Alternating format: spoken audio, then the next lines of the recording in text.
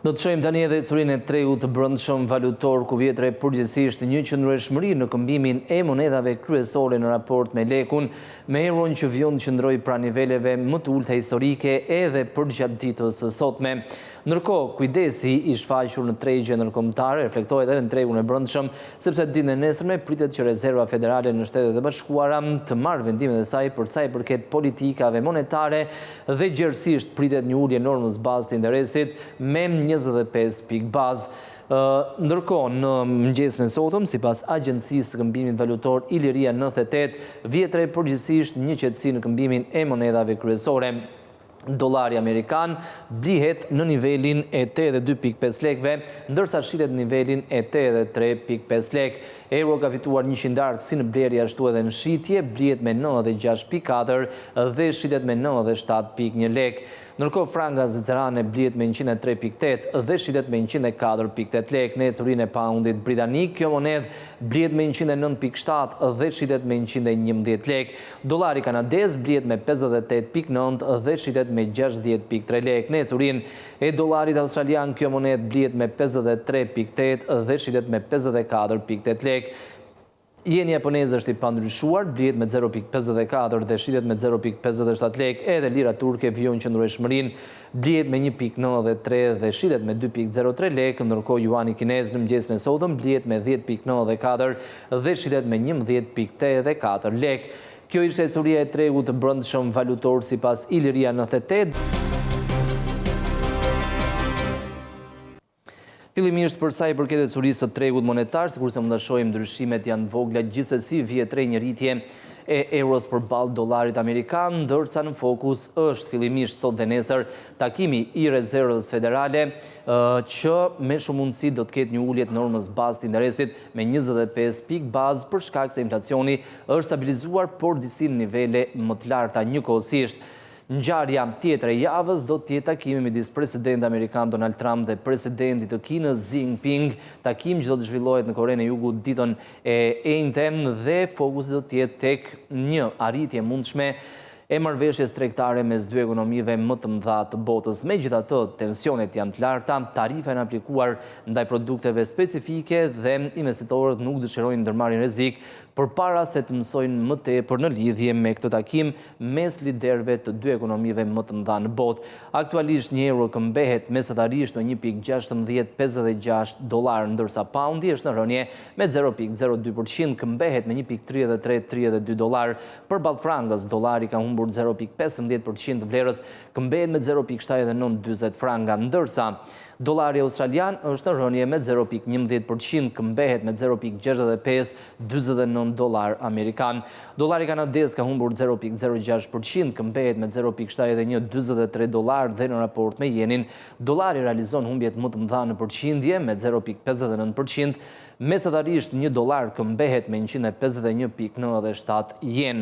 Ndërsa në tregun e kriptomonedhave, vjetre përgjithsisht një qetësi, një ndryshim i vogël në sesionin e sotëm pas fitimeve të realizuara gjatë fundjavës, por gjithashtu edhe ditën e djeshme. Edhe sot Bitcoin vjon tregtohet në intervalin nga 114 deri në 115.000 dollar, ka humbur 0.22% të vlerës dhe këmbehet aktualisht me 114.274.88 dollar mesatarisht, ndërsa Ethereum ka rënë me 0.17%, kuotohet në 4.124.41 dollar, vjon qëndroi për të dytin sesion me radhë mbi nivelin e 4.000 dollarëve që cilësohet si nivel i rezistencës. Ripple është në rritje me 0.73%, këmbehet me 2.6472 dollar. Edhe Litecoin ka fituar 1.7%, realizon fitimet më të mëdha. Mesatarisht këmbehet me 101.94 dollar dhe Bitcoin Cash është rritur me 0.4%, kuotohet në 558.67 dollar. Edhe për investitorët në tregun e kriptomonedhave, i rëndësishëm do të jetë takimi dyditor i Rezervës Federale sot dhe nesër, ku me shumë mundësi do të ketë një ulje tjetër të normës bazë të interesit me 25 pikë bazë. Ndërkohë në tregun e naftës, benchmarkët kryesor po qëndrojnë në rënje. në sesionin e sotëm, duke zgjeruar në këtë mënyrë humbjet e një dite më parë. Në fokus është vendimarrja e OPEC, që me shumë mundësi do të vendosë të rrisë prodhimin edhe gjatë muajit dhjetor, por kjo rritje do të jetë nivele më të ulta krahasuar me muajt shtator, tetor dhe nëntor. Njëkohësisht në fokus të tregjeve të naftës do të jetë edhe një marrëveshje potenciale tregtare mes Kinës dhe Shteteve të Bashkuara të Amerikës. Do të shohim ecurinë e tregut të naftës, ku vjet re përgjithsisht një tendencë në rënje. Brendi Londrës ka humbur 1,6% të vlerës dhe kuotohet në $64.57. Nafta bruto amerikane ka rënë me 1,48%. Kuotohet në $60.4 për fuqi, ndërsa nafta e përpunuar në bursën e Londrës, që merret si referencë edhe nga importuesit në vendin tonë, gjithashtu është në rënje me 1,25% dhe kuotohet në $717.63 për ton. Në ecurinë e tregut të metaleve të çmuara, që javën e kaluar ari ka filluar një tendencë në rënje dhe sot madje ka zbritur poshtë nivelit të $4.000.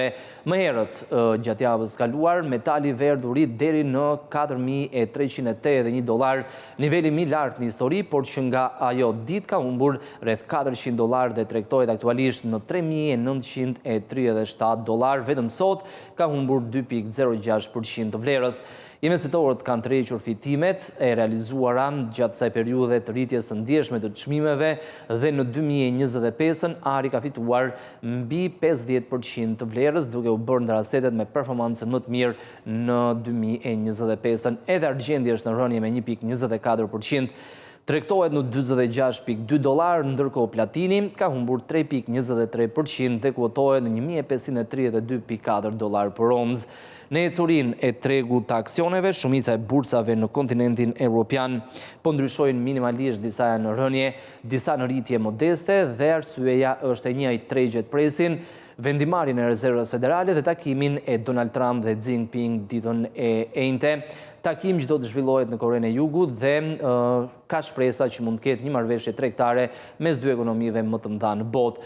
FTSE 100 i Londrës është i vetmi në rritje të lehtë me 0,14%, DAX i Gjermanisë dhe CAC 40 i Parisit kanë humbur 0,29 dhe 0,06%. Indeksi Zuriut SMI dhe FTSE MIB i Milanos kanë humbur 0,41 dhe 0,26% të vlerës. Do të shohim gjithashtu edhe ecurinë e tre indekseve kryesore në Wall Street, mbyllja e sesionit kaluar, ku vjet re një tendencë në rritje për teja indekset. Dow Jones ka fituar 0,71%, Standard & Poor's 500 dhe Nasdaq janë rritur gjithashtu me 1,86 dhe 1,23%. Kontratat futures për ditën e sotme sugjerojnë një hapje me ndryshime të vogla, sepse investitorët presin vendimarrjen e rezervës federale. Ekzistojnë 96% shanse, sipas anketimeve të bëra me investitorët amerikanë dhe me analistët, që rezerva federale të ulë normën bazë të interesit me 25 pikë bazë dhe pritet njëkohësisht një tjetër ulje në takimin e fundit të 2025-s në takimin e dhjetorit. Ndërkohë do të shohim shkurtimisht edhe ecurinë e korporatave të listuara në bursën e Frankfurtit në Gjermani, ku Infineon kryeson fitimet në rritje me 1,5%. Deutsche Telekom, ION, Fresenius dhe RWE ka fituar nga 0,47 deri në 0,93%. Në anën tjetër, në kompanitë që realizojnë humbje, aktualisht sektori i automjeteve, por edhe ai bankar kryesojnë rënjen. Presim tabelën për të parë kompanitë që janë në rënje në bursën e Frankfurtit. Sunrise ka humbur 5,98% të vlerës. Në mëngjesin e sotëm kjo kompani publikoi fitimet 3 mujore për 3 mujorin e tretë të vitit, që rezultuan poshtë parashikimeve të tregjeve, ndërsa Kiagen, Rheinmetall, DRING, Porsche dhe Beisserdorf kanë humbur nga 1,15 deri në 2,14%. Kjo ishte ecuria e tregjeve deri në këto momente.